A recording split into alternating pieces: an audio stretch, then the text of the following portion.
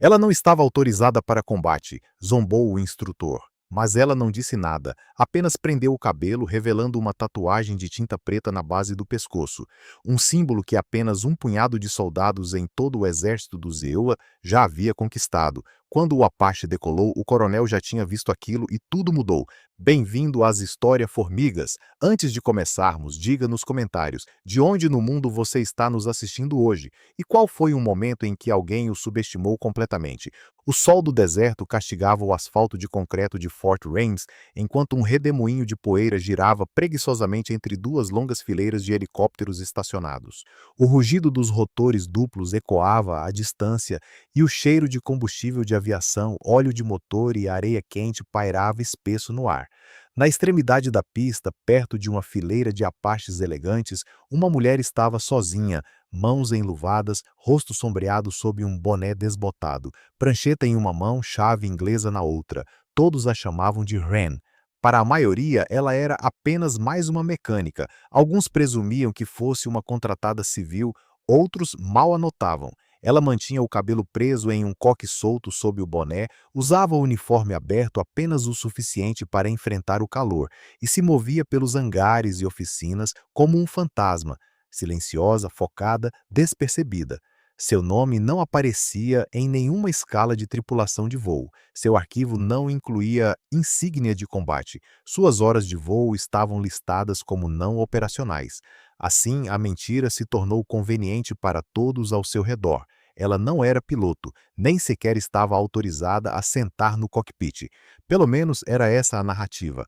A maioria dos oficiais subalternos em Fort Rains não tinha ideia de quem ela realmente era. Não perguntavam. Presumiam que Wren havia sido designada para a divisão de manutenção devido a alguma reorganização administrativa ou favor burocrático. Alguns a tinham visto trabalhando sozinha em um helicóptero desmontado muito depois do pôr do sol, com as mangas arregaçadas, braços manchados de graxa, dedos se movendo com precisão cirúrgica. Apenas acenavam com a cabeça, talvez murmurassem uma piada sobre talento desperdiçado e seguiam seu caminho, mas se algum deles tivesse realmente observado, teriam percebido o modo como ela se movia ao redor de um Apache, não como alguém apenas fazendo manutenção, mas como quem sabia exatamente do que aquela máquina era capaz. Dentro do prédio de operações, o ar era fresco e estéril. Monitores piscavam com escalas de voo, mapas digitais das zonas de treinamento próximas e atualizações meteorológicas. Um grupo de recém-formados da escola de voo encostava-se à parede perto das máquinas de venda automática, rindo baixinho. "Olhem isso!" murmurou um deles, indicando a porta de vidro com a cabeça quando Wren entrou. "É a garota que vive rondando a baia dos simuladores. Acha que está tentando ser uma de nós?" Outro riu. "Ela é da manutenção, provavelmente só limpando os manche." Ren nem olhou para eles. Passou reta, postura ereta, passo decidido e desapareceu no corredor que levava aos hangares de simulação. A porta se fechou atrás dela. Dentro da sala do simulador, um dos instrutores veteranos, Major Grant, estava terminando uma sessão com um tenente chamado Burke, um piloto talentoso da costa leste que não falhava em um sim de combate havia 6 meses. Os dois riam enquanto reviam a filmagem de um ataque simulado. Na tela, o Apache de Burke fazia uma curva fechada por um cânion simulado antes de descarregar uma salva de Hydra Stents sobre um comboio inimigo. Wren ficou em silêncio à beira da sala. Major Grant notou sua presença depois de alguns segundos. "Posso ajudar?" Disse sem muito esforço para esconder o ceticismo. Ela acenou com a cabeça uma vez, solicitando tempo no simulador. Grant ergueu uma sobrancelha. "Você não está na programação.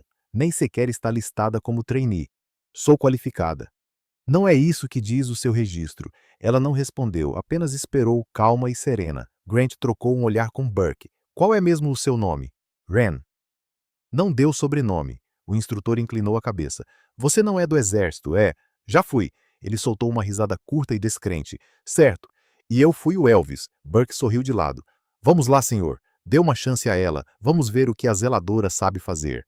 Grant hesitou, então, talvez por diversão diante da possibilidade de humilhar alguém que tentava voar alto demais, digitou no console.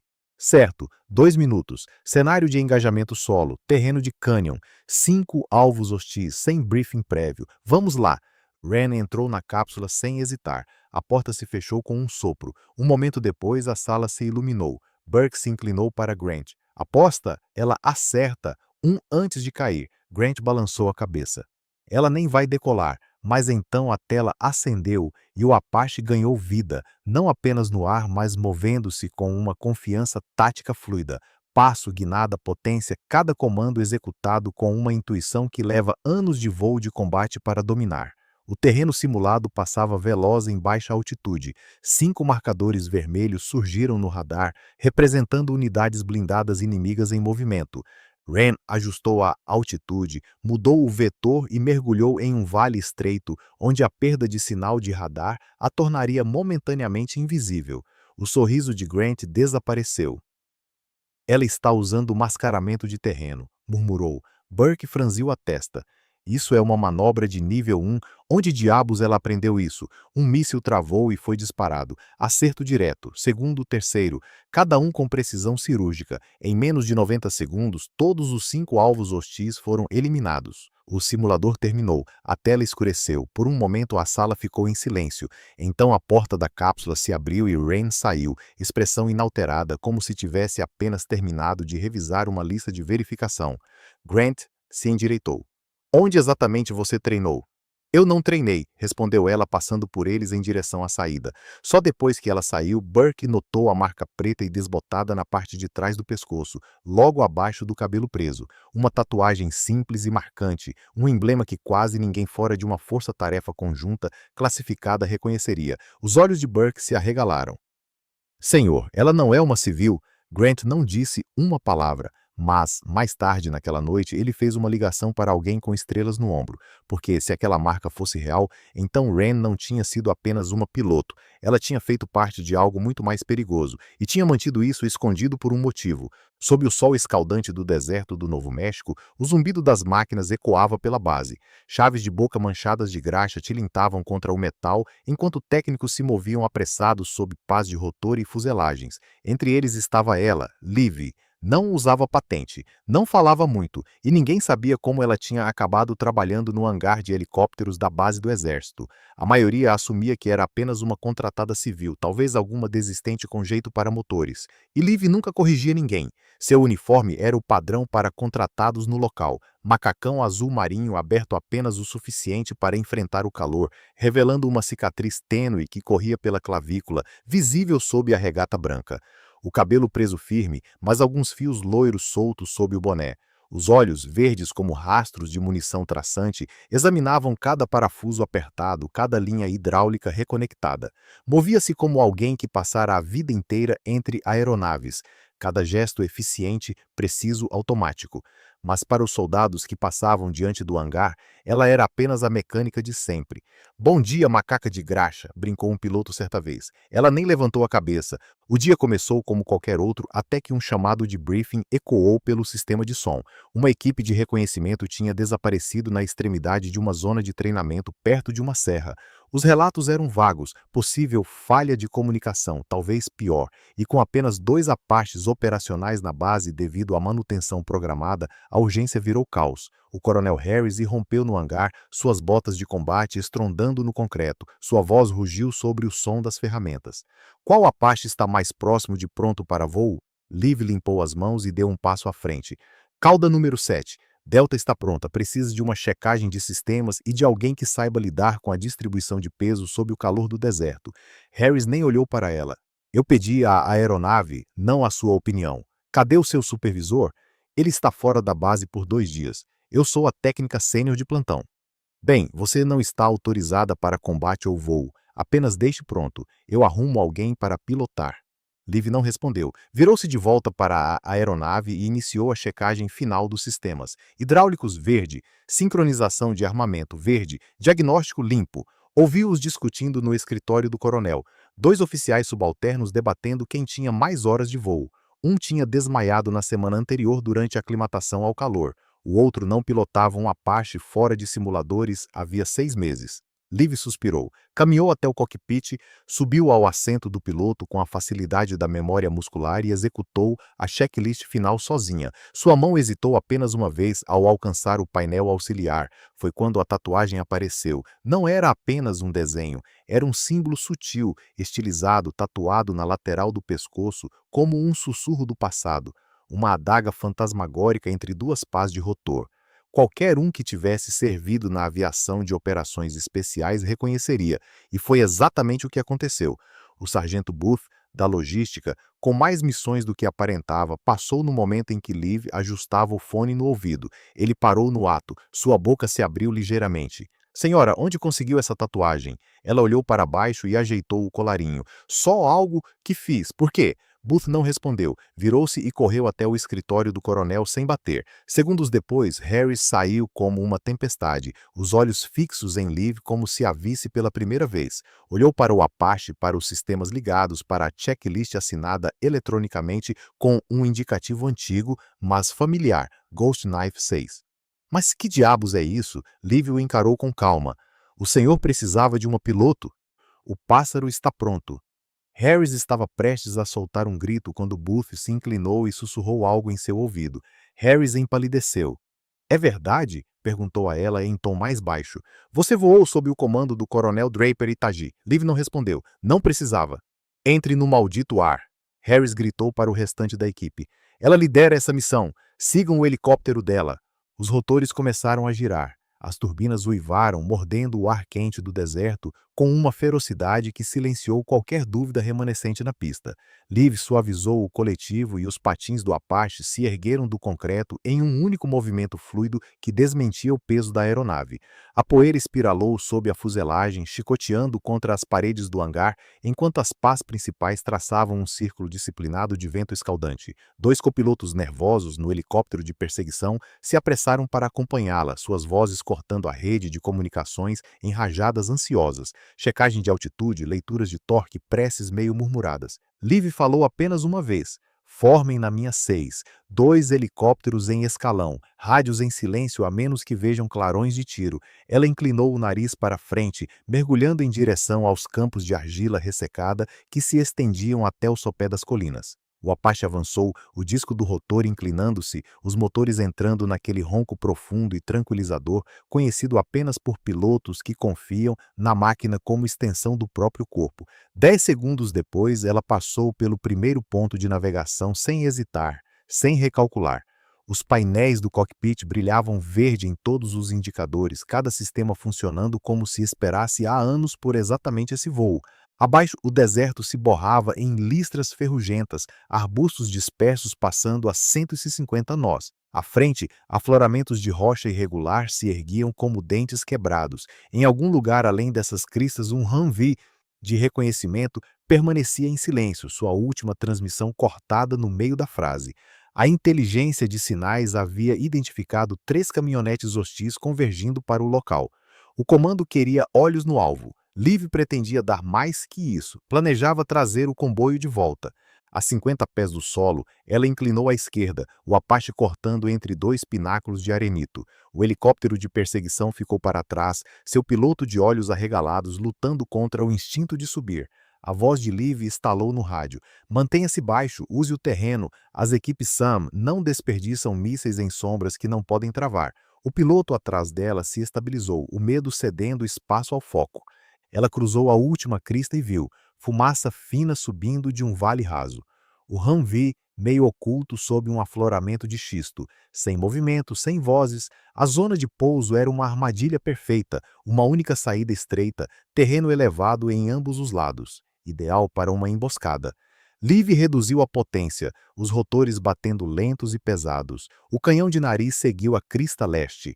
Ópticas termais ganharam vida, silhuetas quentes surgiram, 3 ou 4 figuras armadas se movendo pelo mato, avançando para o veículo imobilizado. Ela acionou o canal privado.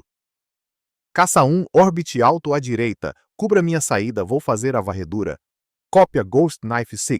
O tom do piloto havia mudado, já não havia ceticismo, apenas deferência, apoiando-se no indicativo que ressurgira de um arquivo sigiloso demais para constar nas escalas normais. Liv rolou para bombordo, girou a cauda e lançou o Apache para dentro da bacia do vale, o jato do rotor dissipando a coluna de fumaça. Combatentes inimigos se espalharam, um tropeçando no fuzil, enquanto projéteis de 30 mililitros despedaçavam a crista atrás dele. Tiros de advertência próximos o bastante para queimar rocha e nervos. Ela girou à esquerda, o canhão disparando rajadas curtas, explosões cirúrgicas que derrubaram saliências de xisto e fizeram 2 combatentes correrem para um abrigo que nunca alcançariam. Equipe Havoc, checagem de rádio. A voz dela cortou na frequência aberta. Uma resposta rouca chegou na hora. Feridos, mas vivos. Cópia, Ghost Knife. 2 inimigos abatidos, um ferido leve. Não conseguimos mover. Pneus destruídos. Aguentem firme. Ela fez flare e recuou o Apache para um pairado, a poucos palmos do chão. A porta lateral se abriu e seu chefe de equipe saltou, correndo até o Humvee sob a tempestade ensurdecedora dos rotores. Os olhos de Liv nunca saíram da mira térmica. 2 inimigos restantes correram para uma caminhonete armada na saída do vale, girando a metralhadora em posição. Ela girou o canhão e disparou 3 rajadas. O bloco do motor explodiu. O atirador sumiu em uma nuvem de poeira e fogo. 30 segundos depois, a voz do chefe de equipe soou. Pacote a bordo, sinal de fumaça! Uma nuvem púrpura se ergueu ao vento. Liv aumentou o coletivo, o Apache subindo com torque no limite. Escapou entre as cristas, alinhou no vetor de fuga e aplicou potência máxima. O helicóptero de perseguição caiu atrás dela, sua baía de carga agora com um sargento sangrando e agarrando um rádio destruído. Eles cruzaram as montanhas em 5 minutos, o silêncio do rádio quebrado apenas pelas atualizações ofegantes do médico. Atrás, uma única coluna de fumaça negra marcava o local da emboscada, o transporte inimigo queimando ao sol da tarde. À frente, Fort Rains tremeluzia como uma miragem. Liv reduziu a velocidade, deixando o helicóptero de perseguição ultrapassá-la e pousar primeiro. Os médicos já corriam pela pista de pouso. Ela fez uma volta, entrou na aproximação final e pousou o Apache suave como um sussurro. Os motores reduziram para a marcha lenta, a poeira assentou. Uma multidão se formou. Mecânicos, oficiais de voo e até veteranos de infantaria que raramente saíam do quartel. O coronel Harris abriu caminho entre eles, capacete debaixo do braço, rosto ilegível. Liv desprendeu-se, desceu a escada, as botas batendo no asfalto, com um baque decisivo. Harris parou a 2 passos dela por um instante. Nenhum dos dois falou. Então o olhar dele fixou-se no pescoço dela, na ponta quase oculta daquela tatuagem de adaga e rotor, agora manchada de suor e poeira do deserto. Sua mandíbula relaxou. Eu voei com um Ghost Knife uma vez, disse baixo. Província de Helmand, 2009. Eles salvaram meu pelotão. Liv encontrou seu olhar. Esse piloto me ensinou tudo o que sei. Harris assentiu, um gesto lento e medido de respeito. Ao redor, os murmúrios cresceram, os boatos virando certeza. A mecânica não era mecânica. A mulher silenciosa já não era anônima. Ela havia voado em combate real, resgatado uma unidade encurralada e trazido todos de volta sem uma única baixa amiga. E fizera isso em uma aeronave que muitos na base consideravam obsoleta e sob um indicativo que todos julgavam enterrado em documentos censurados a tinta preta. Harris respirou fundo, a voz ecoando na multidão silenciosa. A partir deste momento, a capitã Reynolds está reintegrada ao status de voo e designada líder das operações Apache. Qualquer um com objeções que fale comigo. Seu olhar percorreu os presentes. Ninguém disse nada. Liv expirou, o peso de anos se aliviando dos ombros. Ela olhou para o Apache, empoeirado, marcado, ainda vibrando com o calor residual. Levantou a mão enluvada e passou-a pela fuselagem. A máquina lidera asas novamente. Ela lidera propósito. Em algum lugar atrás dela, turbinas rugiam enquanto outro helicóptero taxiava. A base voltou à sua rotina. Mas, naquele pequeno bolsão de silêncio ao redor da pista, o respeito assentou como orvalho ao entardecer. Os céticos já tinham visto o suficiente, e o silêncio agora carregava outro tom, de reconhecimento e até de gratidão. Liv virou-se para o hangar, capacete de voo sob o braço, pronta para o debriefing, pronta para qualquer missão que viesse. Não sorriu, não precisava. O céu estava aberto novamente, e todos na base entendiam uma verdade simples: habilidade não se perde, e lendas nunca ficam presas ao chão por muito tempo. Tudo começou com uma pergunta, daquelas que se faz sem pensar. Senhora, disse o cabo Dias correndo até ela quando estava no meio do caminho de volta ao hangar. Como a senhora sabia a frequência da vibração só de ouvir? Liv virou-se devagar, seus olhos verdes fixos nele por um segundo como se calculasse algo. Não é só ouvir, disse. É familiaridade. Dias riu de leve. Tem certeza de que nunca foi militar? Ela não riu, não disse nada, apenas bateu 2 vezes com a chave inglesa contra a coxa. De volta ao hangar, Liv fechou a porta de correr, sozinha outra vez. Suas mãos tremiam, não de medo, mas de memória. Estendeu a mão para a caixa de ferramentas, mas o olhar desviou para o armário no canto, aquele com a trava reforçada, que não abria havia quase 8 anos. Do lado de fora, a situação se intensificava. O coronel finalmente havia chegado.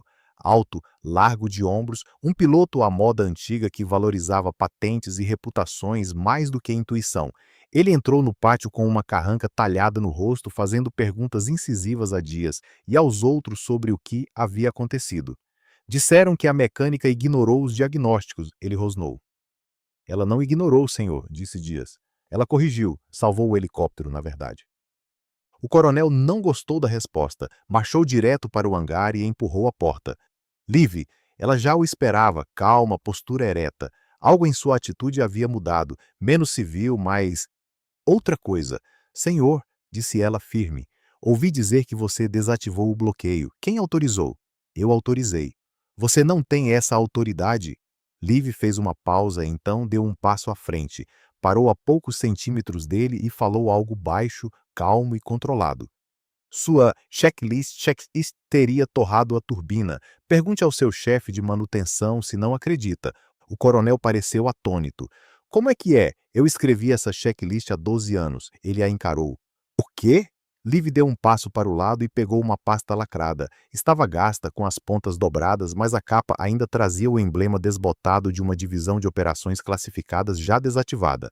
Ela a entregou para ele. Dentro seu D214 original, baixa honrosa, designação de piloto, autorização para operações em zona negra e um segundo documento, um registro censurado de um programa de contratados da CIA.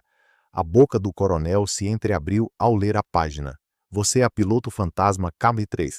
Ela assentiu uma vez. Isso não é possível. KM3 desapareceu em 2017. Liv ergueu a gola da camisa. Uma pequena tatuagem repousava logo abaixo da curva do pescoço. Um corvo estilizado, asas dobradas, uma linha de código binário abaixo. O coronel deu um passo para trás. Do lado de fora do hangar, alguns técnicos já começavam a se reunir. A notícia se espalhava rápido. Dias foi o primeiro a intervir. Senhor, nós pesquisamos sobre ela. O nome dela não está em nenhum banco de dados militar público. Claro que não, murmurou o coronel. Ela não deveria existir. Ele se voltou para Liv. Por que você está aqui? Liv expirou lentamente. Porque alguém tem que manter essas aeronaves voando e eu achei que poderia fazer isso em silêncio. O coronel balançou a cabeça. Depois do que você fez em Kandahar e Seoul, você simplesmente foi embora. Eu não fui embora. Fui desligada, apagada dos registros. Seguiu-se um longo silêncio. Então, o som distante de rotores, rápido, urgente. Um helicóptero de ataque Apache e uma operação de treinamento tinham acabado de sofrer um impacto inesperado. Incêndio parcial na cauda. Um Mayday chegava pelo rádio. Precisavam de autorização para pouso de emergência. Todo piloto disponível estava no simulador ou em terra. Ninguém estava no ar. O único Apache não desmontado para peças era o que Liv tinha reconstruído pessoalmente. Ela olhou para o coronel.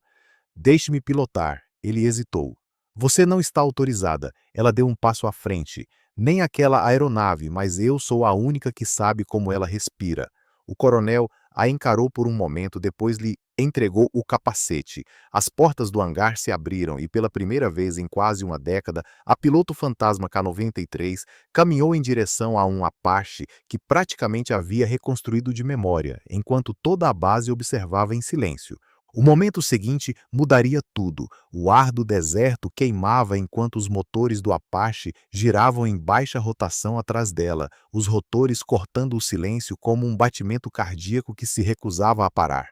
O capitão Jensen permaneceu imóvel perto do hangar, a boca entreaberta, o rádio ainda na mão, mas completamente esquecido. O que acabara de acontecer contrariava todos os regulamentos, todos os protocolos, todas as suposições que ele já tivera sobre a mecânica silenciosa chamada Eden Valley. Ela desceu do cockpit devagar, não com arrogância ou exibicionismo, mas com propósito, como se já tivesse feito aquele trajeto centenas de vezes, como se pertencesse àquele lugar. Ao redor, o mundo mudou. Os outros pilotos, Tenente Morris, Jenkins, TR, homens que tinham revirado os olhos apenas 20 minutos antes, quando ela alertara sobre a falha mecânica, agora a observavam como se a vissem pela primeira vez. Nenhum deles falou. Ninguém ousou quebrar o silêncio estranho que pairava no ar com eletricidade estática. O patim do Apache tocou o concreto com um baque final ao desligar. Esse foi o sinal. O coronel Hargrave, que observava da torre de controle, atravessou a pista com a precisão de quem não estava ali para fazer perguntas. 2 policiais militares o seguiam, mas estava claro que não estavam ali para detê-la. Hargrave caminhou direto até Eden, parou diante dela, não por hesitação, mas por respeito. E sem dizer uma palavra, inclinou levemente a cabeça e se dirigiu a ela. Não como a uma subordinada, nem mesmo como a uma colega oficial, mas como a uma igual. Você poderia ter deixado ele cair, disse em tom baixo. Poderia ter deixado que eles a ignorassem.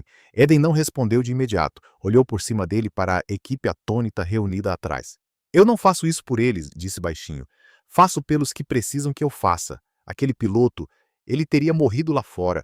Eu não ia ver isso acontecer de novo. De novo? Perguntou o coronel. A mão dela subiu devagar para afastar o cabelo. Por um segundo, seu pescoço ficou exposto e a tinta inconfundível dos Ghosts of Anaconda apareceu sob a gola suja de graxa, uma unidade há muito considerada dissolvida, classificada e enterrada. Eden não se mexeu quando o coronel viu. Ele piscou apenas uma vez e deu um passo atrás. Você voou com o Sidononu, murmurou. Disseram que toda a unidade foi perdida. Foi, ela completou. Exceto eu. Atrás deles alguém sussurrou. Ghost of Anaconda. Foi aí que tudo mudou. A atmosfera se rompeu como pressão liberada depois de abrir uma câmara selada. O silêncio se dissolveu em murmúrio, alguns de admiração, alguns de desculpa, outros de incredulidade. O capitão Jensen parecia ter sido submetido à corte marcial sem julgamento, o rosto esbranquiçado, a postura rígida, o orgulho destruído. É verdade? Perguntou alguém. Você derrubou um comboio em Cabul sem radar, sem escolta? Eden não respondeu, não precisava. O coronel levantou a mão para silenciar a multidão. Capitão Jensen, vociferou. O homem se enrijeceu. Com efeito imediato, você está afastado do comando pendente de revisão. A reação foi instantânea. Nenhum som, nenhuma objeção. A equipe de solo se dispersou com respeito silencioso, como a maré recuando após uma tempestade. Eden virou-se para caminhar de volta ao hangar. Mas Hargrave não tinha terminado. Veio, chamou. Ela parou. Ele hesitou, depois disse: precisamos de pilotos, pilotos de verdade, do tipo que não desmorona sob pressão. Você está desperdiçada atrás de uma chave inglesa. Ela o encarou, olhos firmes. Eu não vou por glória, senhor. Você não precisa, respondeu ele. Apenas voe, eles precisam de você. Eden voltou-se para o hangar. Não respondeu, mas também não disse não. Semanas depois, a base havia retomado seu ritmo, mas algo no seu coração havia mudado. Um novo nome ecoava pelos hangares, passando entre recrutas como um mito tornado real. O nome não era Eden Vale, era Echo. Esse era o indicativo que o Pentágono havia restaurado, um nome que antes aparecia em relatórios pós-ação enterrados, em rodapés censurados e reconhecimentos sussurrados de homens que deviam suas vidas a alguém que ninguém podia nomear. Ela tinha sido apagada, agora era lenda. Ela não pediu cerimônia, não usou as novas asas que lhe deram, mal aparecia nas reuniões matinais, a menos que tivesse algo a dizer, mas ninguém mais a questionava, porque quando ela falava, todos escutavam. A tatuagem no pescoço, antes escondida sob graxa e cabelo, agora estava sempre visível. Ela não a escondia mais, não porque precisasse provar algo, mas porque já não precisava se ocultar. Essa era a diferença. Ela não havia mudado. Eles, sim. Numa manhã, um grupo de pilotos novatos se reunia do lado de fora do prédio do simulador. Eram barulhentos, convencidos, cheios de histórias que não haviam conquistado. Um deles, um jovem tenente chamado Corin, virou-se para Aiden quando ela passou com sua prancheta e mangas manchadas de graxa. Ele não a reconheceu. Veio limpar os dutos de ventilação, senhora, provocou com um sorriso de canto. Ela parou por um segundo, olhou para ele, sem sarcasmo, sem raiva, apenas aquela calma inabalável que sempre tivera. Então disse 4 palavras. Vejo você no espaço aéreo. Quando Corwin entrou no simulador 20 minutos depois, seu riso já havia sumido, e ao ver o nome Econ aparecer no painel de combate ao lado do seu, não falou mais nada durante toda a sessão, porque na simulação ele não passou da fase 2. Eden fez o impossível de novo. Uma taxa de abates nunca vista antes, manobras que não deveriam ser possíveis em espaço aéreo confinado, uma extração perfeita sob fogo simulado. E fez tudo com um motor comprometido outra vez. Do lado de fora, ao sair pálido e calado, Corwin cruzou com Eden mais uma vez, que passava jogando um pano sobre o ombro. Ela não disse nada, não precisava, mas o velho coronel estava lá, encostado no corrimão, café na mão. Da próxima vez que vir um mecânico, eu disse baixinho a Corwin, olhe para as mãos dele. Cicatrizes assim não vêm de consertar helicópteros, vêm de salvar vidas. Naquela noite, Eden saiu para a pista quando o sol se punha no horizonte.